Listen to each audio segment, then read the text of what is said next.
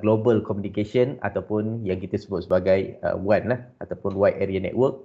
Bukan hanya pada subjek connecting WAN ni, tetapi subjek-subjek lain pun menggunakan pendekatan global connection tu. Umpamanya pada subjek network design ataupun advanced routing lah, yang kamu ambil ketiga-tiganya pada semester ini.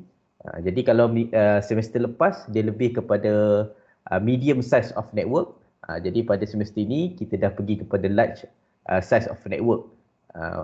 Maklumat-maklumat yang kamu pelajari pada semester lepas, umpamanya pada subjek switching and routing essential, juga masih boleh diguna pakai untuk semester ni lah. Jadi kalau kamu lihat pada minggu lepas, kita dah masuk berkenaan dengan yang kita sebut sebagai hierarchical network design, yang mana membahagikan arkitektur network itu kepada 3 bahagian. Yang pertama adalah access, yang kedua adalah distribution, dan yang ketiga adalah core layer.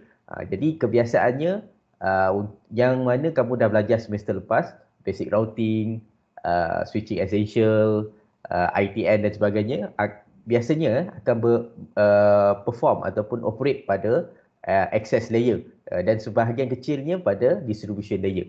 Jadi yang kita belajar pada semester ini kebanyakannya akan perform pada distribution layer, dan sebahagian lagi pada core layer lah. Jadi itu pembahagian yang dapat kita lihat berkenaan dengan subjek dan you punya semester semester subjek lah, semester subjek dan current subjek dan semester lepas punya subjek. Jadi kita boleh simpulkan dia melalui hierarchical network design yang kita lihat pada minggu lepas. Jadi minggu ni kita akan masuk ke dalam Enterprise One. Jadi dalam Enterprise One ni saya akan menerangkan tentang beberapa perkara. Antaranya kita akan masuk 2 subtopik lah, 1.1 dan 1.2. 1.1 merujuk kepada explain the purpose of WAN. Kenapa WAN ni wujud dan bagaimana sebenarnya WAN ni beroperasi. Bagaimana how WAN operate. Yang mana kita akan lihat perubahan WAN access technology daripada small to medium size business network, daripada satu local connection kepada global connection. Jadi kita juga akan menyentuh sebahagiannya daripada subtopik 1.2 berkenaan dengan selecting WAN technology. Jadi dalam WAN technology ni dia ada banyak teknologi yang berupaya menggunakan beberapa protokol. Nanti kita akan lihat beberapa protokol. Jadi yang pertama kita akan lihat apa yang disebut sebagai WAN service. Servis-servis yang available untuk penggunaan global. Dan yang kedua kita akan buat perbandingan, comparison di antara private WAN dan public WAN. Apa yang disebut sebagai private dan apa yang disebut sebagai public WAN. Di samping tu kita berupaya untuk menentukan protokol yang manakah yang bersesuaian, protokol and service yang bersesuaian dengan spesifikasi network requirement kita. Jadi sebenarnya topik ni juga yang telah saya terangkan pada minggu pertama kita, yang dia lebih menjurus kepada bagaimana kita nak set up satu network di sebuah organisasi, yang mana organisasi tersebut ataupun connection tersebut berupaya untuk membuat connection secara global. Bila cakap secara global ni, maksudnya dia berupaya untuk menghubungkan satu organisasi dengan organisasi yang lain pada jarak ataupun distance ataupun kawasan yang berbeza geografi. Kawasan yang berbeza geografi. Umpamanya kita ada satu headquarters dan ada multiple branch. Kat situ kita dah nampak bagaimana konsep ataupun communication secara global ini berlaku. Okey. Sebelum saya lupa, sebenarnya slide ni saya tak upload lagi dalam Sidos. Tak sempat upload. Jadi insya-Allah lepas habis kelas ni, saya akan cuba upload dalam Sidos dan kamu boleh download lah bagi slide topik yang kedua ni. Topik yang kedua. Jadi topik yang kedua ni sebenarnya adalah satu topik yang panjang juga. Yang mana kita akan selesaikan dalam 3 minggu, paling minimum 3 minggu. Yang mana topik yang kedua ni mempunyai gabungan lah di antara praktikal dan juga teori. Jadi pada permulaan ni saya akan lecture berkenaan dengan teori dulu. Baik, jadi kita dah sedia maklum purpose of one. Jadi sebenarnya kenapa kita nak gunakan one ni? Jadi penerangan yang ada di sebelah ni akan berpandu kepada rajah yang kamu nampak ataupun dipaparkan pada slide. Baik, yang pertama dia kata one is operate beyond the geographic scope of land. Ini sudah pasti kita tahu yang mana one ni di tengah ni one dia akan menghubungkan di antara dua local area network. Enterprise campus dan remote site ni adalah dua local area network. Jadi ni LAN yang pertama di LAN yang kedua. Yang mana kedua-dua LAN ini berada pada lokasi yang berbeza lah. Kalau dalam satu kampus, walaupun kampus tersebut besar, daripada satu kawasan, daripada satu fakulti ataupun satu jabatan nak kepada jabatan yang lain, adalah sangat jauh, namun ia masih lagi kita sebut sebagai local area network. Sebab apa? Antara lainnya, ia masih lagi menggunakan private address yang sama. Kalau kamu perasan di Politeknik Muazzam contohnya, setiap jabatan menggunakan address yang sama. Dia start daripada 10.10.15 dan di belakang tu barulah mempunyai number host yang berbeza. Jadi seperti yang kita sedia maklum, kalau dalam address contohnya kita ada 10.10.10 lah umpamanya, dan di belakang ni jadi di depan ni kita sebut sebagai network address. Network address NA, dan di belakang ni kita sebut sebagai host address. Jadi kalau dalam satu local area network, kebiasaannya yang berubah adalah host address. Jadi host ni akan bertambahlah. 10.10.10 untuk PC1 dia akan jadi 1, seterusnya 2 sampailah 255. Tetapi untuk Poli Muazzam, kita punya host address ada 2 portion kat sini. Portion yang ketiga, octet yang ketiga dan octet yang keempat lah. Depan ni adalah network address. Baik, itu salah satu karakteristik ataupun ciri-ciri bagi menentukan sama ada network di dalam sesebuah organisasi tersebut masih lagi local area network ataupun dah beralih kepada global network. Contoh macam dapat kita lihat pada rajah ni. Jadi remote site seperti yang saya dah maklum pada kelas yang lepas adalah berada pada lokasi yang berbeza dengan main campus ataupun dengan headquarters ataupun dengan local area network yang pertama. Jadi disebut sebagai remote site kerana ia akses kepada main campus ni menggunakan kaedah remote access, sama ada menggunakan kaedah private one connection ataupun menggunakan kaedah public, umpamanya menggunakan VPN lah, virtual private network.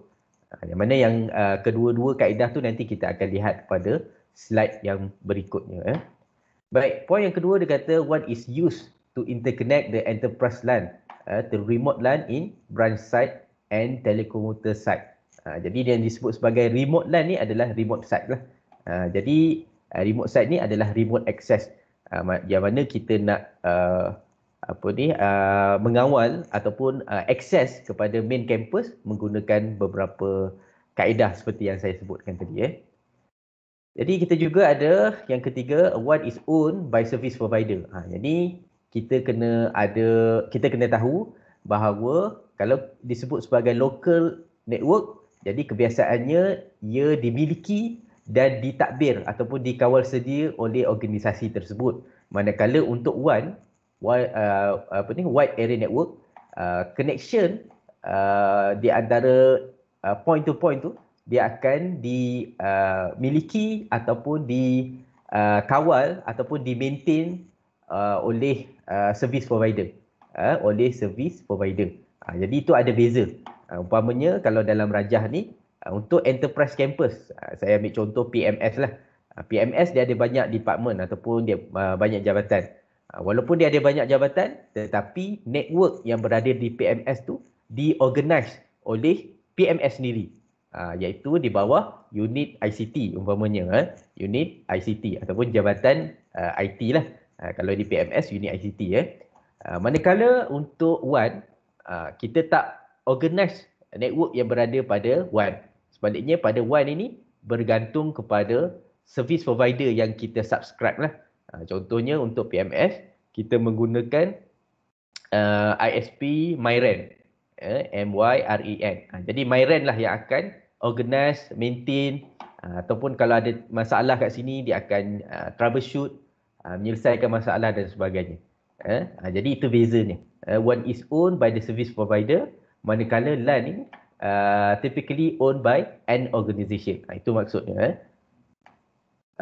Yang seterusnya, dia kata an organization must pay a fee to use the WAN service provider network site to connect a remote site. Baik, jadi organisasi ni, contoh PMS ni, seperti biasalah kita perlu membuat beberapa pembayaran untuk menggunakan connection WAN ni lah. Maksudnya WAN ni bukanlah percuma, tetapi dia ada beberapa teknologi di dalam WAN dan setiap daripada teknologi itu mempunyai kos ataupun yuran penggunaan yang berbeza lah. Nanti kita akan lihat selepas daripada ni. Baik, poin yang kelima. Poin yang kelima dia kata service provider provide a link to interconnect remote site for purpose of transporting data and video. Data and video. Data, voice and video. Baik. Jadi seperti yang kita sedia maklum lah, pada kelas-kelas semester lepas mungkin ada lecturer yang dah terangkan. Baik, dalam network kita ni, kita akan bahagikan data tersebut kepada 3 bahagian. Walaupun kita hantar email, dan email tu kita hantar file dalam bentuk image sebagai contoh gambar, ataupun kita hantar satu voice message kepada rakan, ataupun kita senang mendengar lecture secara online macam sekarang ni, kesemua jenis-jenis data yang kita hantar tu akan diklasifikasikan kepada 3 bahagian sahaja. Bahagian pertama kita panggil ia sebagai normal data, bahagian kedua adalah voice, dan bahagian ketiga yang kita sebagai video. Jadi saya nak tanya sikit, dalam ketiga-tiga jenis data ni, apakah data yang mempunyai high priority, mempunyai keutamaan dalam proses penghantaran data? Ada siapa-siapa yang tahu tak? Dalam ketiga-tiga bentuk data yang kita dapat lihat ni, sama ada data, normal data tu, normal data tu macam image lah, image ke ataupun data dalam bentuk teks umpamanya dan sebagainya, ataupun kita ada jenis video dan voice. Dalam ketiga-tiga jenis data ni, data yang manakah yang mempunyai high priority? Priority ataupun yang diberi keutamaan untuk penghantaran data di antara source dengan destination. Agak-agak pernah dengar tak? Boleh teka.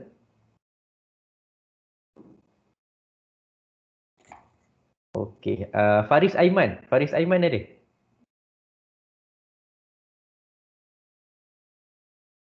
Faris ada? Dia boleh respon sikit Ada, Cik. Okey, Faris. Okey. Faris, dah sarapan Faris? Belum. Belum lagi jadi lain kali kena sarapan awal Faris. Mengikut kajian, kalau sarapan awal ni dia akan memberi yang pertama kesihatan kepada otak Faris.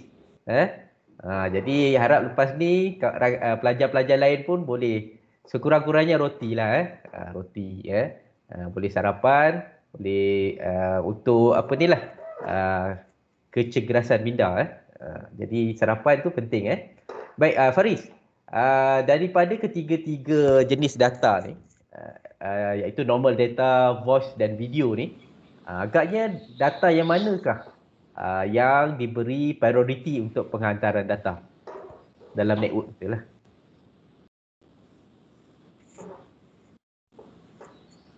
Uh, voice and video.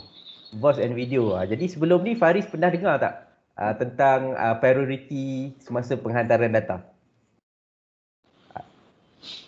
Tak pernah. Oh, tak pernah Okey. Terima kasih Faris jadi Okey. betul apa yang Faris cakap tadi. Jadi priority penghantaran data network akan memberi priority kepada data jenis voice dan video. Kalau kamu dengar, kamu pernah dengar QoS QoS ataupun Quality of Service. Inilah teknologi yang ada dalam router yang akan menentukan manakah data yang akan diberi keutamaan dahulu. Jadi dalam network, data yang akan diberi keutamaan adalah voice dan video berbanding normal data lah. Contoh kalau kita akses kepada web page kan. Jadi itu adalah low priority berbanding kita tengok YouTube, streaming live pada YouTube. Itu akan diberi keutamaan. Jadi siapa yang akan menentukannya adalah QoS, Quality of Service. Yang mana Quality of Service ni secara automatik ada di dalam kita punya router. Ada pada kita punya router. Baik. Jadi okey. Kalau ada soalan boleh interrupt Saya akan cuba jawab. Kamu boleh menggunakan medium yang ada pada MS Team ni, pada ruang chatting juga untuk bertanyakan soalan Jadi slide yang kedua dia kata one necessary. Jadi perlu ke one ni untuk kita berkomunikasi. Jadi kita lihat poin yang pertama dia kata without one, LAN will be a series of isolated network. Jadi tanpa one ni kita hanya boleh connect secara lokal saja. Umpamanya kalau kita nak connect dalam satu politeknik bolehlah. Tapi kalau kita nak akses kepada network luar, umpamanya kita nak akses facebook.com melalui politeknik, tak boleh. Sebab apa? Akses ke luar itu telah menggunakan kaedah global connection ataupun WAN. Baik. Poin yang kedua dia kata an organization expand businesses require the ability to communicate between geographically separate site. Jadi sebagai contoh lah dapat kita lihat connection WAN ini secara umumnya adalah digunakan yang pertama regional or branch office of an organization need to be able to communicate and share data with the central site. Jadi antara lainnya WAN ini digunakan untuk menghubungkan branch ataupun cawangan office ni dan communicate terus kepada headquarters lah ataupun central site. Antara lainnya untuk mendapatkan data sebagai contoh dan untuk communicate dan share data lah. Umpamanya di politeknik sebagai contoh kita ada server SPMP di PMS. Jadi walaupun student ni berada di rumah, dia tetap boleh akses kepada server SPMP yang berada di PMS. Itu adalah satu contoh yang menggambarkan poin yang pertama tadi. Student menggunakan internet untuk akses kepada server SPMP yang berada di dalam PMS. Dalam PMS tu LAN, Local Area Network. Tapi bila student berada di luar PMS dan menggunakan public internet, jadi itu dah disebut sebagai wide area network ataupun WAN tadilah. Jadi antara lainnya organisation need to share information with other customer organisation. Jadi sesebuah organisasi tu nak share maklumat dia dengan customer yang berada di luar organisasi. Customer ni juga mungkin merujuk kepada supplier, kepada staff yang berada di luar yang kita sebut sebagai teleworker dan sebagainya. Dan ada juga employee who travel on the company business frequently need to access the corporate network. Jadi ini yang saya sebut sebagai teleworker tadi. Mungkin istilah itu baru. Jadi bila ada perkataan teleworker tu, kamu dah tahu. Teleworker ni ia adalah mobile user ataupun mobile worker. Pekerja yang tidak berada pada organisasi. Dia selalu travel lah daripada satu kawasan ke kawasan yang lain. Dan bila dia travel tersebut, dia sampai pada satu site umpamanya, dia memerlukan connection yang berhubung terus kepada organisasi punya network.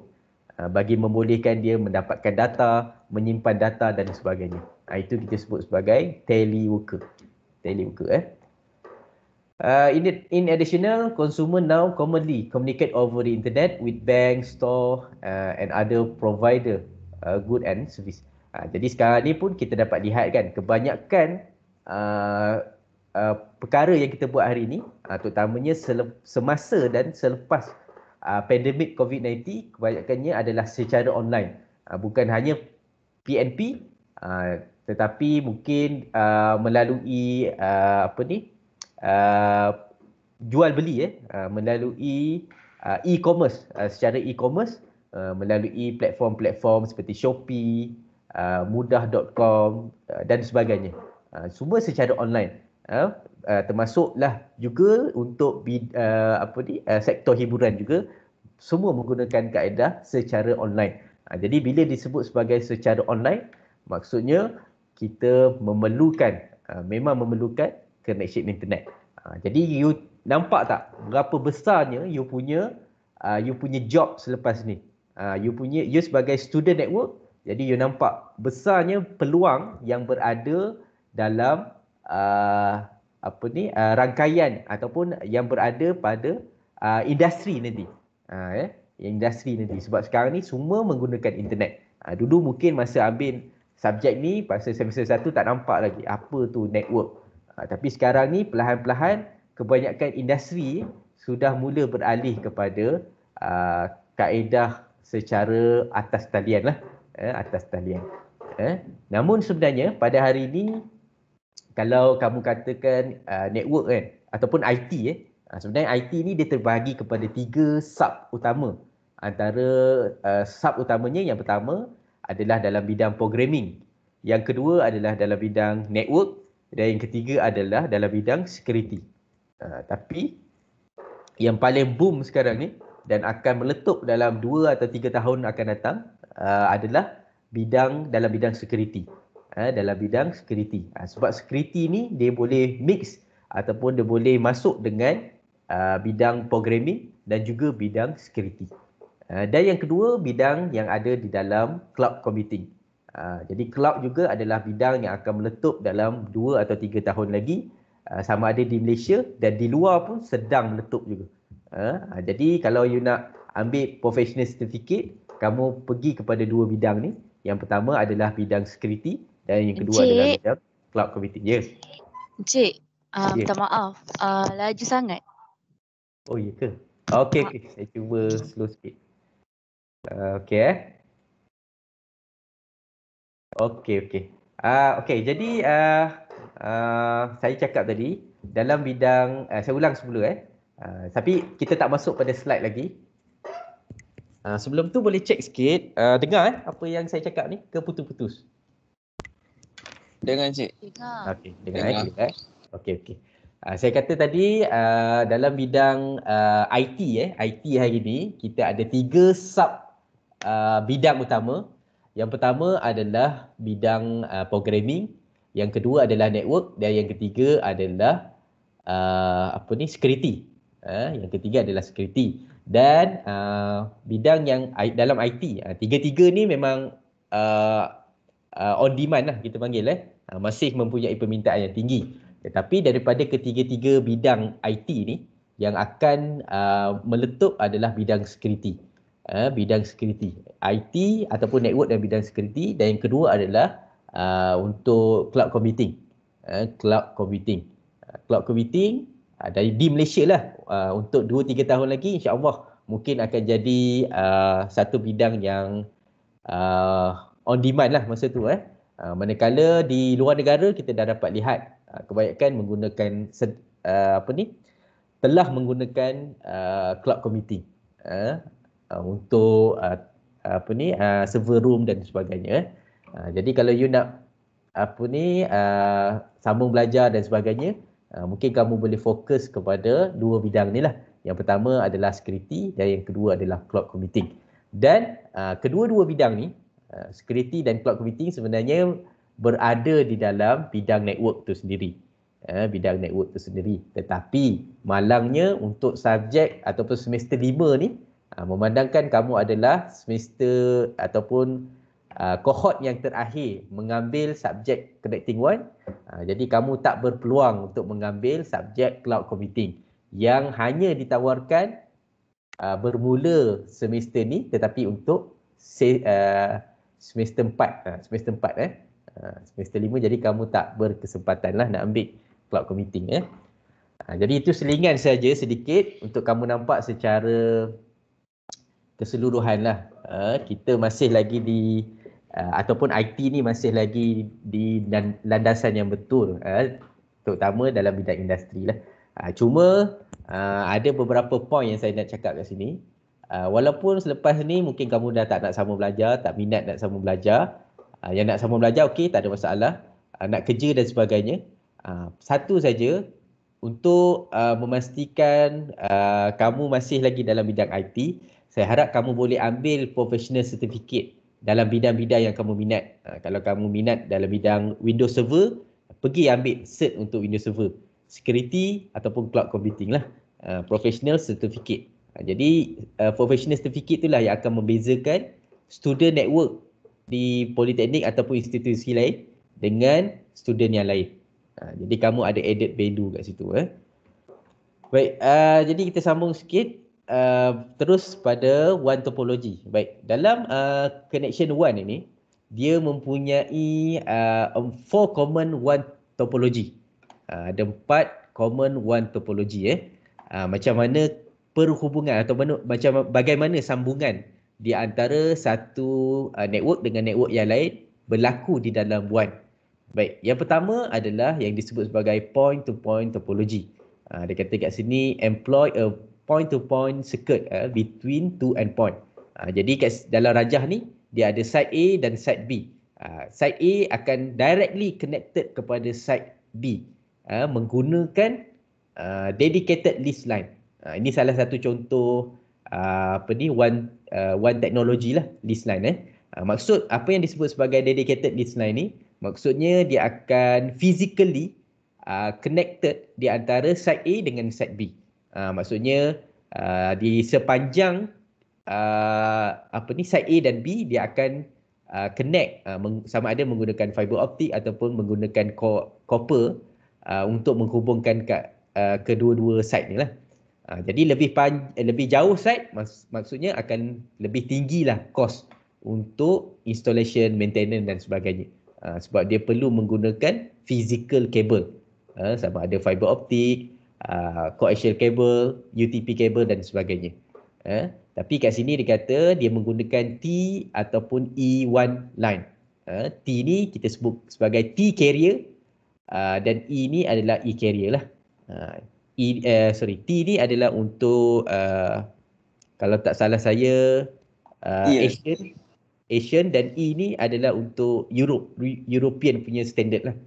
Dia ada spesifikasi speed untuk kedua-dua standard bagi one connection ni. Baik. Yang kedua yang kita sebut sebagai hub and spoke. Jadi ini directly connected lah. Kelebihan dia adalah daripada segi security, sebab dia hanya menghubungkan dua side sahaja. Dan dia eksklusif connect di antara side A dengan side B. Tak ada user lain ataupun tak ada network lain yang boleh berhubung di antara dua side ni.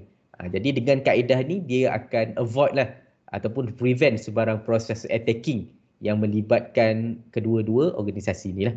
Kebiasaannya untuk organisasi ataupun untuk satu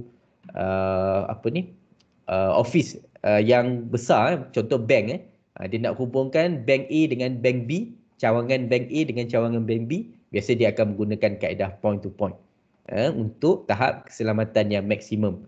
Itu yang pertama. Tetapi yang kedua adalah daripada segi kelemahan dia. Kelemahan dia dia memerlukan kos yang sangat tinggi lah. Kos yang sangat tinggi, kos maintenance yang sangat tinggi untuk menghubungkan kedua-dua side ni. Kalau side A dengan B jauhnya hanya 10 km tak ada masalah.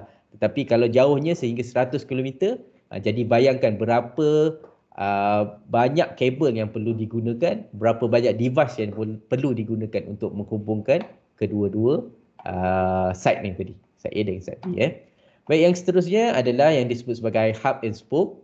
Jadi kalau kita lihat pada rajah, kita tahu bahawa hub and spoke ni able to connect between multiple site. Jadi kalau yang tadi tu point to point, one to one saja, tetapi ini one to multiple site. Contoh kat sini dia bagi 3 site lah, spoke A, B dan C. Hub ni kita boleh umpamakan dia sebagai headquarters yang akan berhubung kepada branch A, branch B dan branch C lah. Jadi dikata kat sini, a single interface to the hub can be shared by all spoke circuit.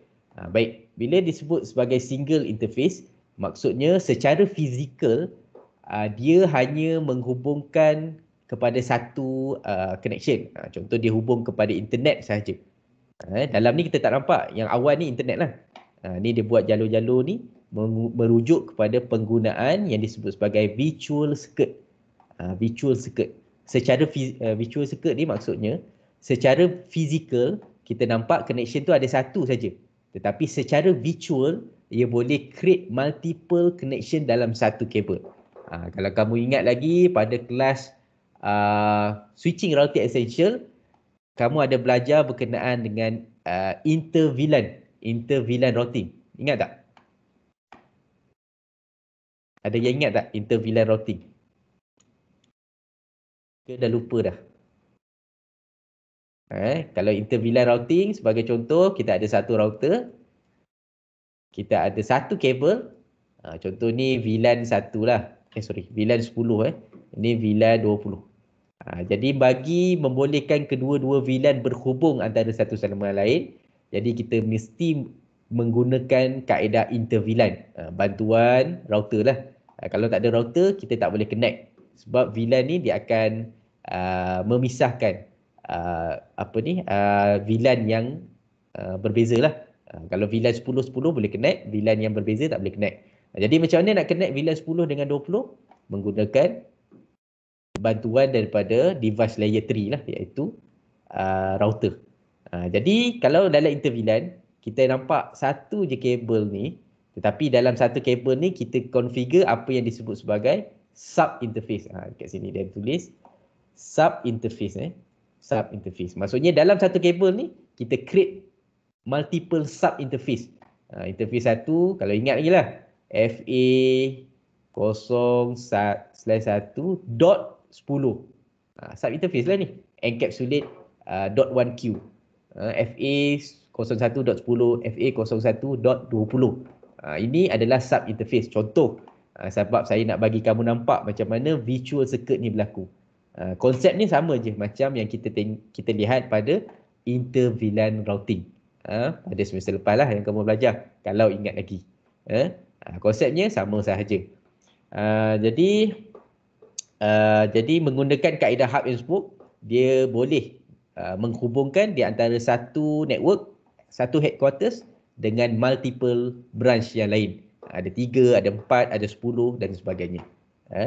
Namun kaedah ini sebenarnya, kalau kaedah ini saya sebut dia eksklusif, connected between side A dan side B. Namun penggunaan hub and spoke dia akan menggunakan konsep sharing, di mana laluan yang sama juga kemungkinan digunakan untuk connection lain. Contohnya ada organisasi lain yang menggunakannya dan sebagainya.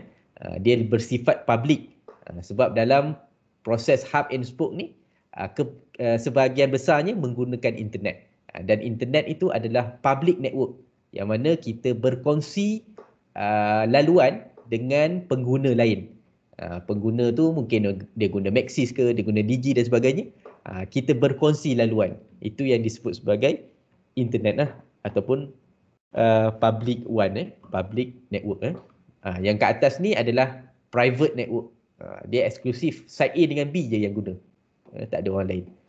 Jadi untuk hub and spoke ni nanti kita akan lihat pada subtopik yang seterusnya. Cuma gambarannya beginilah penggunaan virtual circuit. Virtual circuit tu dalam satu kabel dia akan create multiple sub interface, bagi mewujudkan virtual connection tadi. Ini virtual. Okey, baik. Ada soalan setakat tu? Faham ke? Terlalu laju? Ada soalan boleh maklum Tak faham, perlukan penerangan yang lebih, contoh yang pelbagai, boleh maklum. Nanti saya akan cuba terangkanlah. Sebab yang awal ni adalah kebanyakan adalah pada bahagian teori. Jadi dia ambil masa sikit lah untuk pelajar-pelajar faham. Baik, kita ada dua lagi topologi. One topologi. Yang pertama, yang ketiga adalah yang disebut sebagai full merge. Full merge.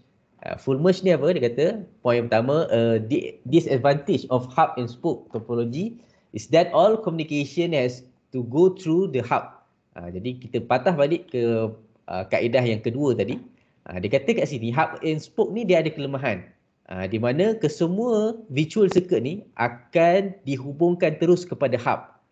Jadi dia kata apa yang jadi kalau hub ni rosak, terbakar ke, rosak port dia ke dan sebagainya. Sudah tentulah spoke A, B dan C ni tidak boleh berkomunikasi antara satu sama lain. Sebab komunikasi dia perlu dihubungkan kepada hub dan hub akan menghantar maklumat kepada spoke A, B dan C. Jadi menyedari hal tu dia kata kita come out dengan satu lagi solution, dia overcome problem tersebut dengan mewujudkan satu lagi topologi yang kita sebut sebagai full merge. Full merge. Jadi dia kata full merge ni dia buat apa? Full merge topology also using the virtual circuit, masih lagi menggunakan kaedah virtual circuit. Any side can communicate directly with any other side. Jadi inilah solusi dia. Kalau kita lihat pada rajah, dia menggunakan antara lain ni kaedah redundancy lah. Contohnya kalau side B ni problem, di side A ni masih lagi boleh berkomunikasi dengan side yang lain lah. Side A, B, D dan C. Dan sebagai contoh yang lain, kalau connection ini juga problem, maka laluan ini juga boleh di-reroute kepada laluan yang lebih selamat. Jadi itu yang dimaksudkan dengan poin yang kedua. Yang mana ia tak ada dalam kaedah hub and spoke tadi. Jadi kamu dapat lihat perbezaannya kat situ. Namun dia kata ada juga kelemahan dia. Dia kata a disadvantage is the large number of virtual circuit need to be configured and maintained. Tapi kalau kita buat full merge ni, dia ada sedikit kelemahan yang mana network administrator ataupun network engineer tadi perlu create, configure dan maintain satu number yang besar untuk virtual circuit tadi. Banyaklah dia nak kena create sub interface tadi. Bila banyak nak kena create, bila ada isu ataupun problem, jadi dia akan makan masa yang panjang, makan masa yang lama untuk sesebuah organisasi tadi troubleshoot problem tersebut. Itu yang dimaksudkan dengan full merge. Dan yang keempat, yang terakhir sekali dalam one topologies, kita ada yang disebut sebagai dual home topologies. Dual home topology. Jadi dua home topology ni dia buat apa? Poin yang pertama dia kata provide redundancy and load balancing. Jadi dia kata redundancy, keyword dia adalah redundancy dan load balancing kat sini. However, they are more expensive to implement than a single home topology. Tetapi harga untuk ataupun cost untuk kita implement dual home topology ni adalah lebih tinggi lah berbanding dengan penggunaan single home topology. Jadi redundancy ni seperti yang kita dah lihat pada minggu pertama topik pertama pada minggu lepas, saya ada terangkan sedikit berkenaan redundancy. Jadi redundancy ni sebenarnya dia terbahagi kepada dua. Redundancy yang pertama bermaksud link redundancy dan yang kedua adalah device redundancy. Kalau kita tengok pada dual home topology ni, dia menggunakan kedua-dua jenis topologi ni. Link topology yang kita dapat kita lihat pada bahagian ni kan. Dia ada banyak redundant, dia berlapis-lapis. Manakala device redundancy kita boleh lihat pada bahagian yang dilabel sebagai hub ni. Ni bukan hub ni router. Tetapi topologi dia nama hub and spoke lah. Hub and spoke menggunakan kaedah dual home topology. Baik, dia mengimplementasikan kedua-dua kaedah. Kenapa dia buat redundant? Walaupun kos dia mahal, Seperti yang saya maklum tadi, dia sebagai backup connection. Sama ada kalau router pertama rosak, kita ada router kedua. Kalau link pertama rosak, kita ada backup link yang seterusnya. Itu digunakan oleh redundancy. Kalau ingat lagi pada minggu lepas, redundancy ni adalah terletak pada resiliency structure engineering principle. Kita ada 4 semua structure engineering principle: hierarchy, modular, resiliency dan flexibility. Redundancy berada, teknologinya berada di bawah resiliency. Begitu juga dengan yang kedua, load balancing. Jadi load balancing ni kita boleh perhatikan pada bahagian router di depan ni. Load balancing tu maksudnya jika dalam satu network menerima request daripada 5,000 user. 5,000 user. Jadi apa yang teknologi load balancing ni buat, dia akan mengagihkan bilangan request daripada user ni sama banyak di antara kedua-dua router ni. Jadi router pertama dia akan dapat 2,500 request dan begitu juga dengan router yang kedua dia akan dapat 2,500 request. Jadi bila dia dah buat kaedah load balancing, dia akan mengurangkan pressure pada router tersebut. Seterusnya akan memberikan satu kita panggil connection ataupun proses untuk connection tadi lebih lancar lah, lebih laju berbanding dengan single router yang hanya akan request semua permintaan daripada user tadi. Itu yang dimaksudkan sebagai load balancing dan redundancy yang mana dia diimplement di dalam dual home topology. Antara lainnya, poin kedua dia kata require additional networking hardware, include router and switches. Jadi di dalam ni juga dia memerlukan lebih banyak networking device lah. Antaranya router dan switch. Juga is more difficult to implement since they require complex configuration. Jadi dia juga lebih sukar ataupun lebih kompleks untuk kita ataupun untuk sesebuah organisasi jalankan.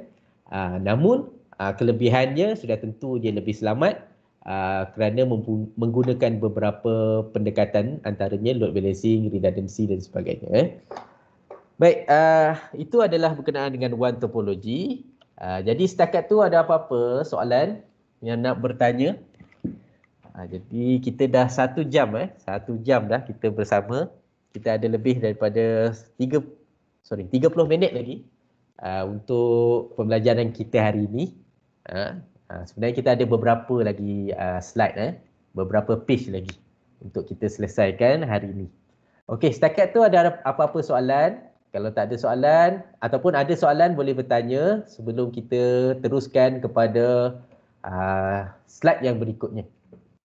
Kita teruskan kepada slide yang berikut. Ada soalan ke? Boleh menggunakan ruangan chatting. Setakat ni boleh faham Boleh faham apa yang saya terang namun kalau ada soalan boleh bertanya Okey, jadi ada soalan? Ada soalan boleh bertanya. Okey. Kita break lah dalam 3 minit. Kita break dulu. Kemudian lepas 3 minit kita masuk semula untuk kita sambung yang berikutnya. Jadi kita rehat dulu 3 minit. 3 minit cukup kan? Benar. Okey. Okey, kita break dulu Jadi saya stop dulu share. Nanti lepas 3 minit saya akan share semula slide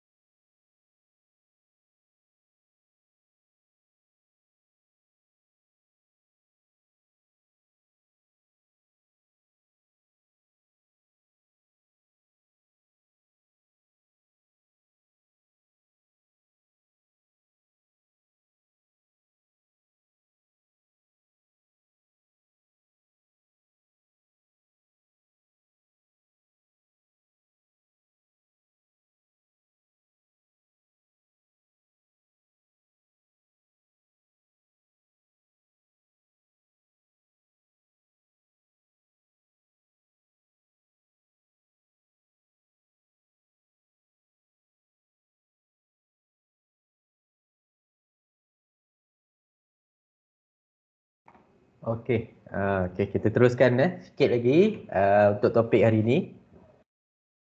Baik.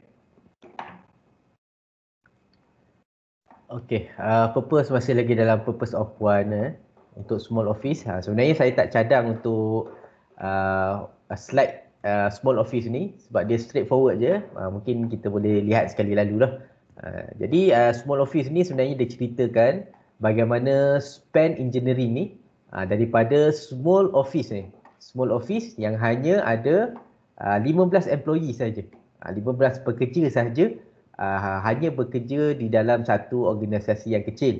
Yang maksudnya dia bermula dengan small office lah. Yang mana dalam tu dia ada beberapa komputer, VoIP phone dan sebagainya. Dan ia berhubung di antara satu sama lain menggunakan DSL, iaitu Digital Subscriber Line. Dan support service purchase from DSL lah. Contoh kalau DSL ni salah satu contohnya adalah TM Streaming.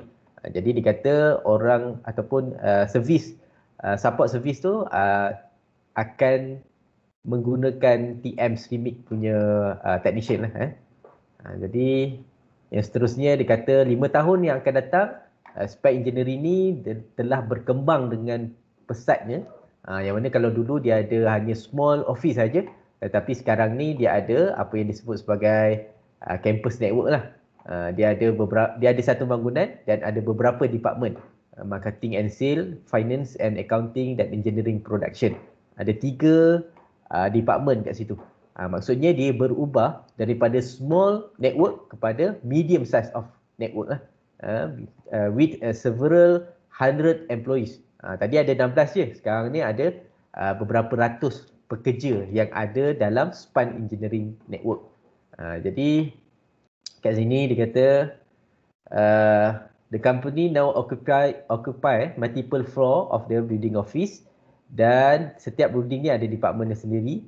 Walaupun berada di dalam satu network, dia masih lagi ada yang disebut sebagai in-house IT staff. Maksudnya dia ada satu IT department lah untuk mengawal selia dia punya infra IT dan sebagainya berkenaan dengan IT untuk maintain, support dan sebagainya. Daripada small terus kepada medium, dan 6 tahun yang ke hadapan, jadi span engineering telah expand dia punya operation, dan hari ni 6 tahun yang ke depan tu dia mempunyai beberapa branch, daripada satu office kepada beberapa branch, branch office, regional office dan remote office. Jadi dia kata the company now has required to implement the WAN. Jadi sekarang ni barulah dia perlu menggunakan WAN connection bagi menghubungkan di antara satu office dengan office yang lain. Yang lain. Jadi sekarang ni dia kata office are located in other country that must use the internet for their WAN connection. Jadi dalam setiap office ni dia mempunyai IT staff yang tersendiri, tetapi pada bahagian WAN ini akan di manage oleh service provider lah. Dan 20 tahun yang seterusnya, dia kata dia telah mempunyai ribuan pekerja distributed in office worldwide. Dia bukan hanya ada dalam satu kawasan atau satu negara sahaja, tetapi dia secara globalnya telah mempunyai banyak cawangan di seluruh dunia. Jadi dia kata the cost of network and its related service significant expense, dan untuk meningkatkan keuntungan profit, the company must reduce the operating expenses. Jadi what method has the company used to reduce the operating cost? Ni sebenarnya saya nak tanya pada pelajar, kalau kamu adalah staff IT di span engineering ni, yang kamu tahu span engineering ni telah berkembang dan dah banyak cawangan lah. Bila banyak cawangan, dia kena guna dalam bidang IT, kena menghubungkan di antara satu cawangan dengan cawangan yang lain. Pada pendapat kamu, apakah kaedah ataupun cara yang paling sesuai untuk mengurangkan kos, terutamanya dalam bidang network? Macam mana kita nak kurangkan kos? dalam bidang network supaya kos untuk maintenance umpamanya tidak terlalu tinggi berbanding dengan keadaan asal lah. Siapa-siapa ada pandangan tak? Bagaimana kita nak mengurangkan kos dalam network? Contoh dalam span engineering lah. Mungkin kita boleh berkongsi sikit. Okey, Syasha ada? Syasha Nabila.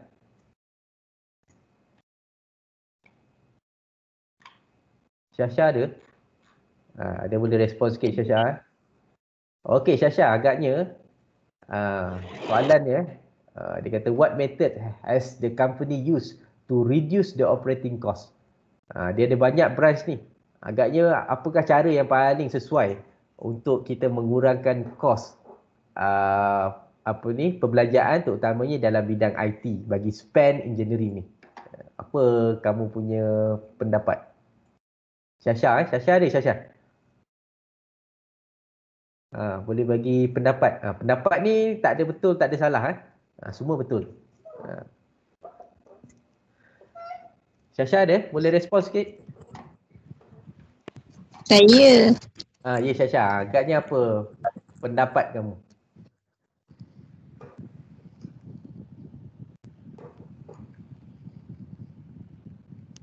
Ada pendapat tak? Senyap je.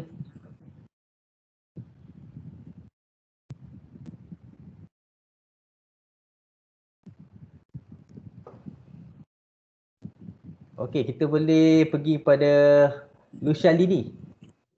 Okey, Lucia Lini ada?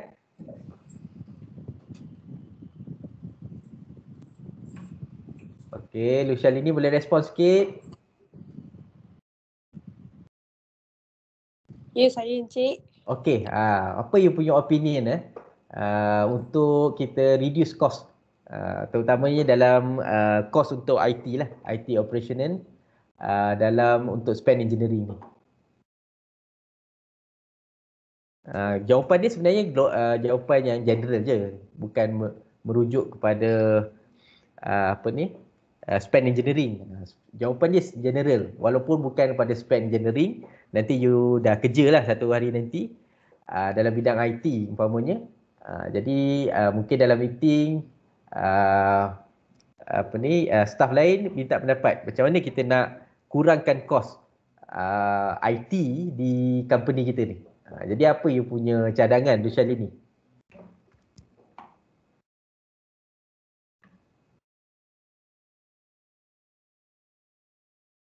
Lucia Lini ada ke? Tak ada ni.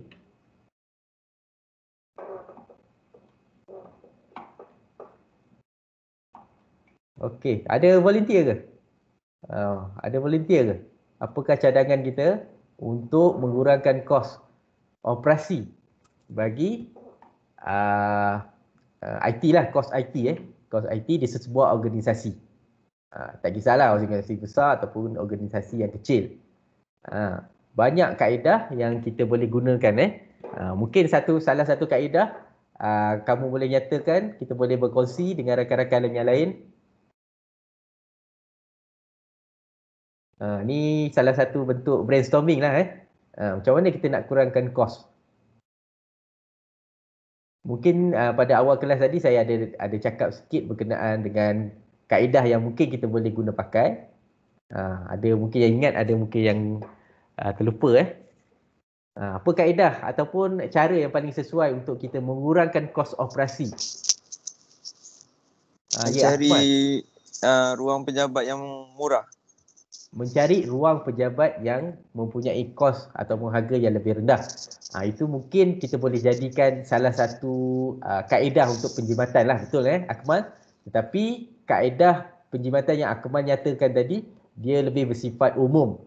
Dan mungkin kalau dalam pilihan option yang kita ada, mungkin dia akan jatuh pada option yang kelima ataupun keenam.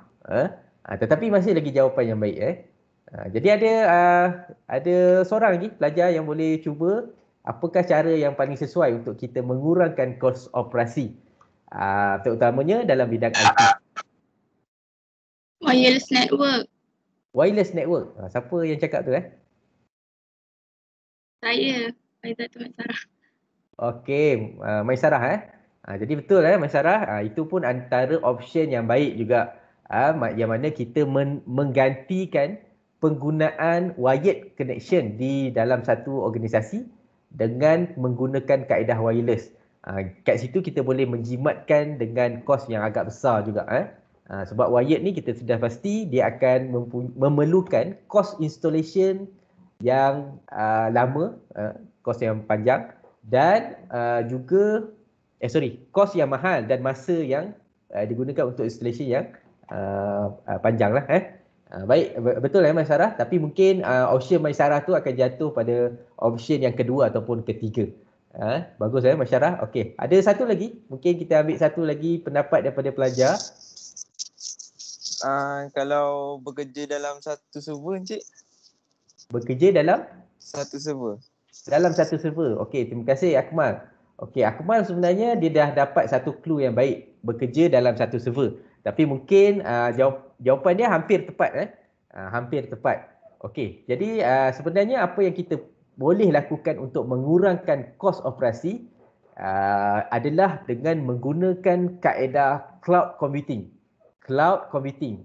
Jadi Akmal cakap tadi menggunakan satu server, kita boleh nyatakan dia sebagai cloud computing lah.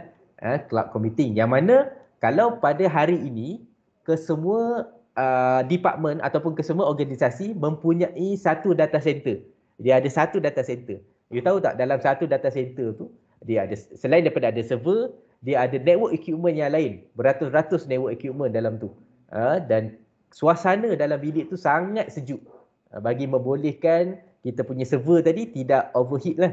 Tidak overheat server, router dan sebagainya. Dalam satu server room ataupun data center tu, dia menelan kos yang sangat tinggi. Mungkin sampai berjuta-juta. Terutama untuk installation dan maintenance lah. Jadi bila kita menggunakan kaedah cloud computing, kita dapat menjimatkan kos untuk set up satu data center di sebuah organisasi, yang mana cloud computing ni semua data kita akan disimpan di dalam cloud. Apa yang perlu dilakukan oleh organisasi tersebut, hanya dia perlu subscribe saja, mungkin yearly ataupun monthly, dan harganya adalah jauh lebih rendah daripada harga yang perlu kita bayar untuk set up satu data center sendiri. Dan yang kedua, kita tak perlu fikir berkenaan dengan maintenance umpamanya. Kita bayar saja, kita subscribe saja, dan data kita akan disimpan secara selamat di dalam cloud computing. Itu antara lain kaedah ataupun cara yang kita gunakan untuk reduce operating cost, terutamanya dalam bidang IT lah. Baik. Jadi seterusnya kita lihat yang seterusnya. Okey, selesai pada bahagian spec engineering tu. Sebenarnya dia cerita saja berkenaan dengan bagaimana perubahan daripada small office kepada medium size business kepada large business. Dia nak merujuk pada bagaimana perubahan daripada local area network terus kepada WAN. Terus kepada WAN. Nanti kamu boleh baca lah, dia straightforward, mudah saja untuk kita faham. Baik, okey, yang ini yang pentingnya pada hari ini. Jadi berkenaan dengan WAN in OSI model. Jadi saya harap kamu masih lagi ingat network model ni, OSI model. Okey, jadi dalam network kita ada dua reference model. Ada dua reference model. Boleh siapa-siapa bagi tahu saya, apakah reference model yang kedua selepas OSI model? Siapa-siapa boleh beritahu saya apakah network model yang kedua selepas OSI model?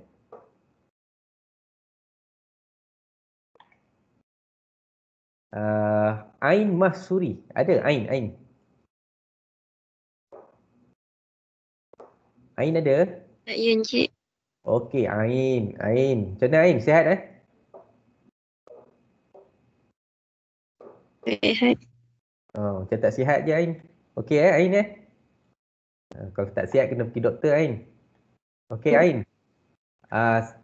Soalan saya, apakah apa soalan tadi? Dah ingat pula. Apakah network model yang kedua selepas OSI model? Selepas OSI model, apakah network model yang kedua? Ain tahu tak? Agak-agak tahu tak?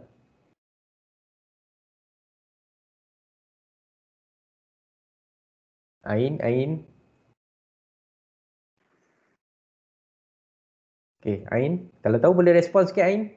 Tahu atau tak tahu? Ya. Boleh teka, tak apa, tak ada masalah. Tak ada markah pun. Kita just saya just nak tanya saja.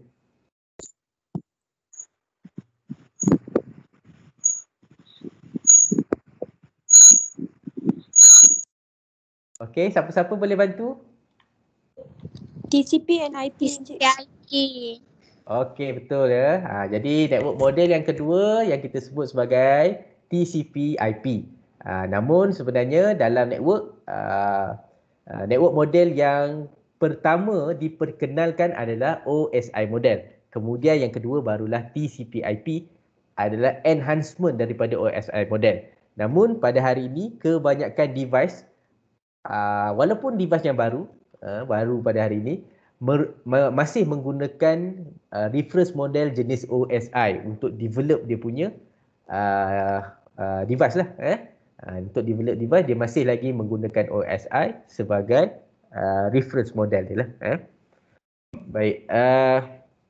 Jadi dalam OSI kita mempunyai 7 layer. Cara bacanya adalah daripada layer 7 terus ke bawah. Kita bukan baca daripada layer 1 kita baca layer 7. Layer 7 ni kat sini ada end user. End user directly connect kepada application layer, kepada presentation, session, transport, network, data link dan physical. Tapi kalau dalam TCP/IP, seingat saya pada layer 5, 6, 7 dia akan merge menjadi application layer, satu layer saja. Dan pada bahagian layer 2 atau 3, saya tak ingat. Dia akan merge sekali lagi menjadi network layer sahaja. 1 dan 2. 1 dan 2, betul. 1 dan 2 dia akan jadi network access kalau tak salah saya. Betul kan? Network interface. Network interface, okey. Jadi dia akan jadi 4 layer lah semuanya. Sebab dia ada merge beberapa layer menjadi lebih compress lah. Antara lainnya kenapa dia compress adalah untuk mengurangkan overhead bagi setiap network device. Kalau banyak sangat macam ni, dia kata dia akan memberikan banyak proses yang perlu dilalui oleh sesebuah network device tadilah. Okey. Satu lagi soalan. Okey, kalau untuk subjek ni kita akan lebih kepada penggunaan router berbanding switch.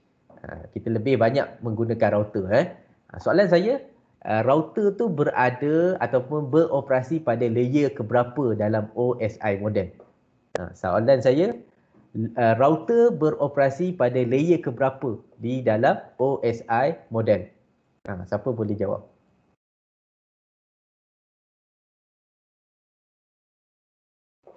Okey, clue dia senang je. Switch akan beroperasi pada layer yang kedua. Layer keberapakah untuk router? Router perform pada layer yang keberapa? 3. Layer network. Layer network. Betul. Jadi operasi router ni berlaku pada network layer. Layer yang ketiga. Dan layer kedua biasanya switch lah. Dia ada banyak lagi. Layer pertama agaknya device apa yang ada kat dalam layer pertama? Selain daripada kabel lah. Kabel tu bukan device. Layer pertama biasaannya ada device apa pada layer pertama ni? Siapa boleh share? Physical layer. Ada device apa dalam physical layer? Ataupun device apa yang operate ataupun perform pada layer pertama dalam OSI?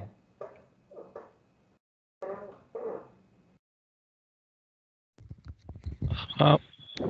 Betul Hardware component. Ya, apa dia? Ethernet.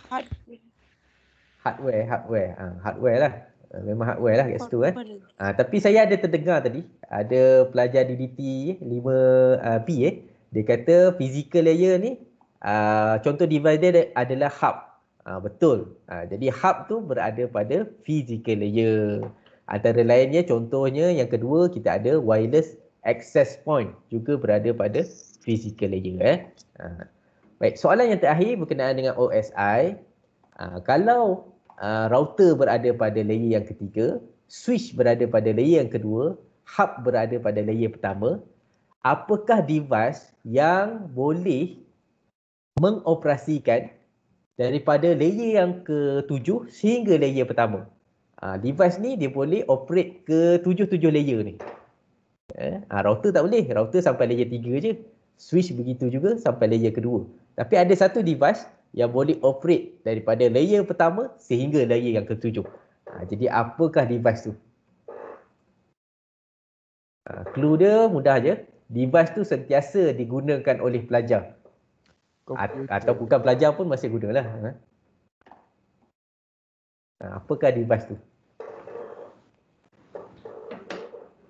Dia PC. PC, betul kan? Siapa yang jawab tu? Siapa tu? Boleh respon Saya sikit? Muhammad Adib. Okey, Adib. Betul Adib Adib, Muhammad Adib Rusli. Terima kasih Encik. Ya. Ya, saya. Jadi betul. Jadi PC adalah salah satu device yang boleh operate daripada layer pertama ke layer ke-7. Dari layer ke-7 sampailah layer yang pertama. Dalam PC dia boleh operate application, presentation, session layer, transport, network, data link dan physical layer. Itulah PC ataupun komputer kita lah. Baik, kita terus pada slide. Dia kata poin yang pertama, one operate focus primarily on the physical and data link layer of the OSI model. Jadi one ni sebenarnya dia fokus pada layer yang pertama dan layer yang kedua, iaitu physical dan data link. Data link layer. Poin yang kedua, data link layer requirements include physical addressing, flow control and encapsulation. Nanti dalam subtopik yang seterusnya kita akan belajar apa yang disebut sebagai encapsulation. Namun walaupun dia fokus pada primary dan data link, tetapi sebahagian besar operasi dalam WAN ini berlaku pada layer yang kedua, data link layer. Kalau semester lepas you ambil switching routing, kebanyakan dia layer 3. Sebab dia ada IP address dan routing protokol, kita ada RIP version 4, static route dan sebagainya. Semua tu berada pada layer yang ketiga. Tetapi WAN dia akan operasi pada layer yang kedua. Kat sini kamu akan nampaklah beberapa protokol yang ada dalam WAN. Antaranya HDLC, PPP, frame relay, Ethernet WAN ataupun Metro Internet, MPLS Multi Protocol Label Switch, VSAT dan kita juga ada broadband. Semua tu kita akan lihat operasinya pada layer yang kedua. Tapi yang akan kita belajar dalam topik ini hanyalah yang pertama HDLC, PPP dan frame relay sahaja. Yang lain tu belajar tetapi secara teori saja. Kita akan buat praktikal untuk 3 servis ataupun protokol pada WAN. Pada slide ataupun topik yang akan datang lah. Jadi poin yang ketiga dia kata WAN access standard defined and managed by the number of recognized authorities. Jadi dalam WAN ini seperti yang saya dah maklum pada awal slide tadi, kita ada professional body yang akan monitor, maintain, troubleshoot ataupun buat enhancement kepada internet kita ni. Antara lainnya kita ada TIA, EIA, kita ada ISO dan IEEE lah. Di antara tiga-tiga department ataupun professional body ni, dia akan mengawal selia protokol-protokol WAN kita yang sedia ada ni. Kemungkinan mungkin dia akan buat enhancement, memandangkan sekarang pun dah banyak menggunakan IPv6, mungkin ada teknologi ataupun protokol baru. Baik, poin yang seterusnya dia kata layer 1 protocol describe how to provide electrical, mechanical, operational and functional connect to the service of the communication service provider. Jadi bila dicakap kat sini electrical, mechanical, operational ni, kita tahu bahawa salah satu fungsi yang berada pada fizikal ini adalah menukarkan data kita tadi. Contoh data tu dalam bentuk image kan, image ke video dan sebagainya. Dia data masuk sampai fizikal ni, dia akan tukar data kita ni kepada apa? Siapa tahu? Dia tukar kepada apa? Pada fizikal. Sebelum dia sampai kepada recipient. Contoh image dihantar sini sampai fizikal ditukar dalam bentuk electrical ni apa? Dalam bentuk bit 01100 dalam bentuk binary lah. Dalam bentuk binary sebelum dia diterima ataupun dihantar kepada receiver. Jadi kat receiver ni dia kena lalu lagi OSI yang kedua. Ni daripada layer pertama sampai layer yang ketujuh lah. Pada layer yang ketujuh ni barulah receiver ni akan receive dia punya email contohnya daripada sender tadi. Jadi cara baca je dia akan bermula daripada layer ketujuh sampai layer 1 untuk sender.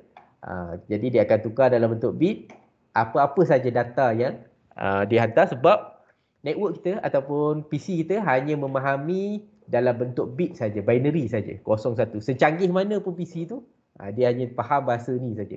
01 saja, bit binary 0 dan 1. Kemudian lepas tu barulah dia akan diterima masuk kepada OSI recipient punya OSI, bermula daripada layer 1, daripada recipient tu baru dia mula layer 1 sampailah layer yang ketujuh. Dalam 7 ni barulah dia boleh dibuka lah ataupun diterima oleh recipient. Baik, electrical, mechanical ni semua adalah berkenaan dengan yang pertama adalah binary dan yang kedua dia merujuk kepada jenis kabel yang kita gunakan. Kalau kabel tu adalah jenis copper, jadi penghantaran dia adalah dalam bentuk electric signal. Tetapi kalau dalam bentuk fiber, jadi penghantaran dalam bentuk cahaya. Dan kalau dalam bentuk wireless juga begitu, menggunakan radio frekuensi untuk menghantar dan menerima data tadi. Jadi sebab tu dia kelas kat sini electric, mechanical dan operational connection. Depend on your punya network media lah. Jadi layer yang kedua, dia kata apa fungsi pada layer kedua? Layer 2 protocol define how data encapsulate and the mechanism for transferring the result frame. Baik, encapsulation ni seperti yang kita tahu, yang HDLC, PPP dan frame relay ni adalah konsep encapsulation di dalam WAN. Di dalam WAN. Kalau kamu ingat lagi lah, saya tak ingat semester berapa, kita juga ada proses encapsulation dan decapsulation di dalam OSI model. Yang dimulakan dengan data, lepas data kita ada segmen, lepas segmen kita ada apa saya tak ingat. Selepas tu baru kita ada frame. Kita ada frame. Dia macam ni Ni data kita kan. Ni data. Lepas dia turun kepada layer yang seterusnya, dia akan ada satu lagi kat depan ni. Ni data kan. Kat depan ni yang pertama kita panggil data, yang kedua kita panggil segmen. Depan ni segmen ni. Ingat tak? Segmen. Kan? Lepas segmen tu Paket. Paket. Kemudian baru frame kan? Jadi setiap daripada satu segmen, frame dan paket ni, dia ada maklumat penghantaran data kepada destination. Itu yang kita masukkan sebagai encapsulation. Tetapi di dalam WAN ini, dia ada tambahan encapsulation yang lain. Iaitu HDLC, PPP dan frame relay bagi membolehkan connection itu berlaku secara global. Yang kamu belajar pada kelas yang lepas tu, itu merujuk kepada local connection sahaja. Tapi untuk global connection, dia ada tambahan proses encapsulation kat situ. Antara lain yang kita akan lihat HDLC, PPP dan frame relay lah. Baik, itu adalah untuk slide berkenaan dengan bagaimana WAN ini beroperasi di dalam OSI model. Okey, jadi saya skip slide yang ni sebab slide ni dia akan hanya terangkan berkenaan dengan device sahaja, ataupun mungkin saya akan masukkan slide ni pada perjumpaan kita kelas hari Jumaat nantilah. Jadi saya nak terus kepada ini part yang penting ni, circuit dan packet switching. Jadi kita tinggal 10 minit lagi. Rasanya tak sempat. Saya nak habiskan beberapa lagi slide. Sampai sini sebenarnya. Tapi tak apa, saya akan bawa slide ni kepada hari Jumaat nantilah. Okey, seperti biasa selepas habis sebelum habis kita punya sesi, Saya akan buat ujian sikit lah, pop quiz sikit melalui Kahoot. Jadi semua pelajar mungkin boleh on dulu Kahoot. Ada 5 soalan saja. Sekejap, saya stop sharing dulu. Ataupun saya buka dulu Kahoot. Okey.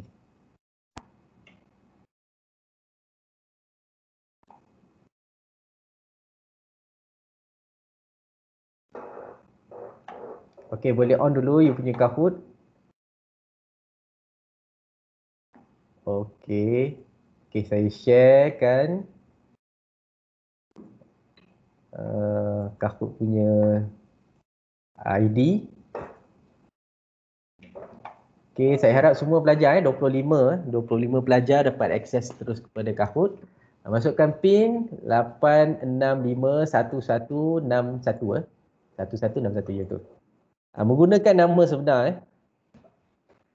Jadi soalan ni sebenarnya saya buat pagi tadi. Jadi tak berapa proper sangatlah, straightforward saja. Jadi saya harap ada pelajar lah dapat full mark. Baik, kita ada pelajar yang pertama, Mai ataupun mungkin Mai 1 jadi sepatutnya ada 25. Okey, Akmal.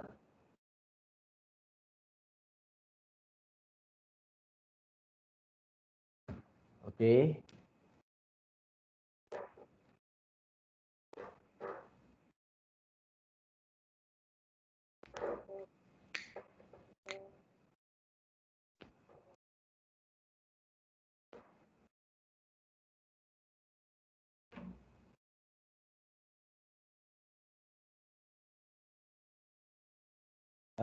Pukul 10 ada kelas ke? Ada pelajar pukul 10 di DTB 5B ada kelas ke?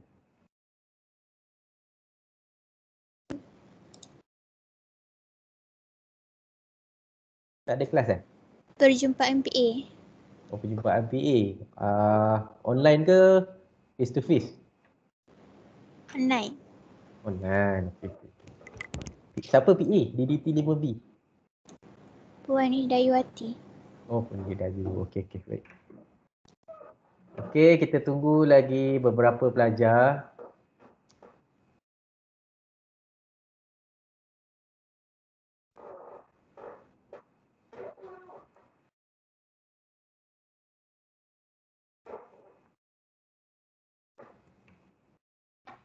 Okey, yang lain boleh masuk menggunakan PIN 8651161. Pastikan you punya nama dah ada display lah pada Kahoot ni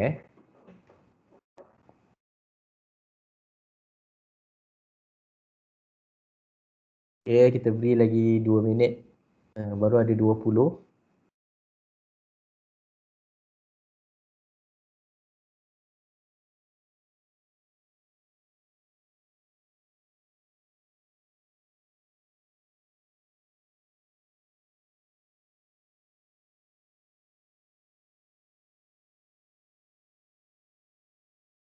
Okey, 21 lagi 4 orang pelajar.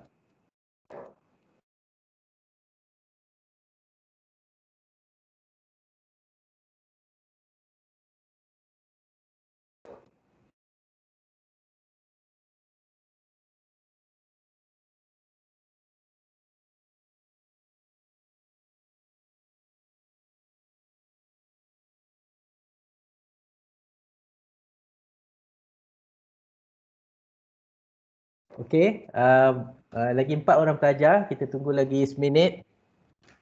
Okey, 22. 23, 2 orang lagi. Okey, soalannya adalah berkisar tentang topik kita yang kita dah lihat pada hari ni lah atau ada, kalau tak salah saya ada satu soalan slide yang tak sempat saya capture hari ni. Saya terangkan sikit lah. Dalam one kita ada 2, satu public dan satu private. Satu public dan satu private. Public ni umpamanya macam internet lah. Di mana kita berkongsi yang pertama infrastructure, yang kedua adalah communication dengan user-user lain. Itu kita panggil sebagai public one. Contohnya internet. Dan private one eksklusif lah, menghubungkan point A kepada point B sahaja. Contoh yang kita dapat lihat tadi adalah list line lah. List line itu adalah contoh private one. Okey, ada lagi 21, baru 21. Tadi 21, 22. Okey, kalau tak ada kita tunggu lagi 30 saat sebelum kita mula Okey, 22, 10, 9, 8, 7, 6, 5, 4, 3, 2, 1 Okey, jadi kita mula 22 pelajar Okey, soalan pertama. Jawapan pada phone true or false. LAN operate in global connection. Betul ke salah?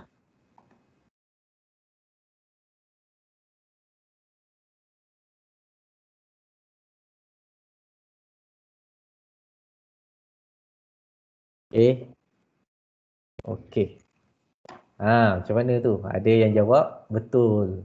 Jawapan dia salah lah. Sebab LAN ini adalah local connection, bukan global. Global ni adalah WAN. WAN adalah global connection.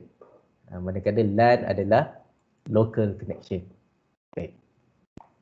Okey, kita lihat Ashikin mengungguli carta. Jadi seterusnya, soalan kedua, identify which layer operate WAN. Mana yang akan mengoperasikan atau perform LAN. Perform WAN ini dalam OSI model. Dalam OSI model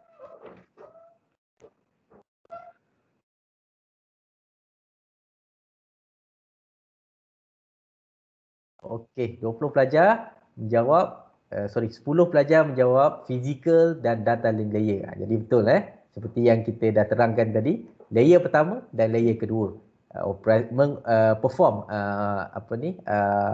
WAN layer satu dan layer yang kedua. Bukan layer lain layer lain tu operasi lain lah. Baik, 10 pelajar. Jadi kita tengok.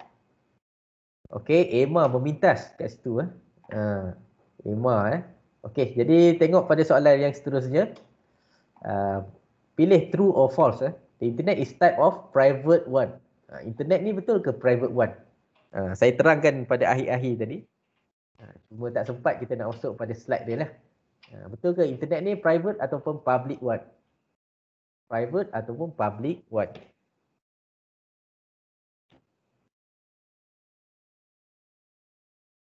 Okey, mungkin ada yang terkeliru kat situ. Internet is a type of public one. Public one. Jadi statement yang ada kat atas ni adalah salah. Salah kat sini Private is type of public one. Sebab apa public? Sebab internet ini adalah bersifat sharing. Walaupun kita berada di mana-mana lokasi menggunakan internet, proses dia adalah menggunakan infrastruktur yang sama. Kalau yang disebut sebagai private tu contohnya seperti list line tadi Okey, tapi tak apa, kita tak masuk lagi pada bahagian ni, tak sempat nak masuk tadi Okey, kita lihat. Okey, Emma masih lagi top masih lagi di atas Okey, seterusnya soalan yang keempat. Juga pilih sama ada true or false Packet switched. Ini pun saya tak sempat masuk tadi. Packet switched network is one established a dedicated circuit between node before the use may communicate. Saya terangkan sikit je lah Dia ada dua, packet switched dan circuit switched. Packet circuit dan circuit switched. Ni dua pun saya tak sempat lagi masuk tadi. Salah satunya perlu establish lah. Okey. Seorang betul. Tembak dengan betul jadi betul lah.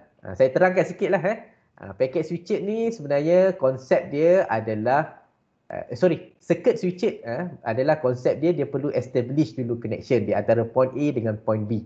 Packet switched tak perlu establish. Jadi ni bonus mark lah tak sempat masuk tadi.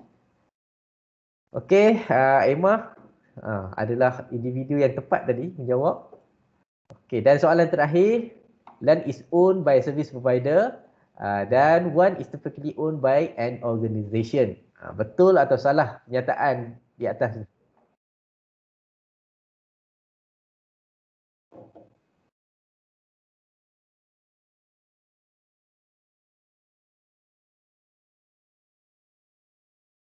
Okey. Okey, jadi 6 orang saja yang menjawab dengan tepat. Jadi saya ulang semula. LAN is owned by an organisation. Sebab dia dalam local connection. Dia adalah di-manage ataupun maintain oleh organisasi tersebut sendiri. Umpama PMS oleh UICT. Tetapi WAN ini biasanya dimiliki ataupun diorganize oleh service provider. Siapa yang kita subscribe dia lah. Jadi jawapan statement ini adalah salah. Terbalik kat sini. Saya tukar dia. Jadi hanya 6 orang saja yang betul. Dan kita lihat keputusan terakhir. Ketiga adalah Kimi. Seterusnya kita ada Amir. Dan tempat pertama adalah yang betul 4 daripada 5. Ya, Emma masih mengekalkan kedudukan di tempat yang pertama. Dan kita ada tempat keempat dan kelima tadi. Okey, Emma, okey? Boleh respon sikit, Emma? Ya, saya. Okey, tahniah. Okey, baik. Itu saja untuk kita punya pelajaran hari ini. Jadi kita akan jumpa pada kelas hari Jumaat nantilah, insya-Allah. Dengan kita nak sambung lagi topik kita, tak selesai lagi. Dan selepas tamat ni saya akan upload nota melalui Sidos, nanti boleh download dah. Okey, itu saja. Assalamualaikum. Oh, sebelum saya terlupa, memandangkan kita dah selesai topik yang pertama, saya ingat kemungkinan hari Jumaat nanti kita nak buat kuis yang pertama berkenaan chapter 1. Berkenaan dengan chapter 1. Tapi nanti saya akan reconfirm balik pada hari Khamis nanti. Hari Khamis nanti. Okey, itu saja. Ada apa-apa masalah boleh WhatsApp melalui grup. Okey, Assalamualaikum. Kita jumpa hari Jumaat nanti. Terima kasih Encik. Waalaikumsalam. Okey, terima kasih Encik. Ya, sama. Ya, tak.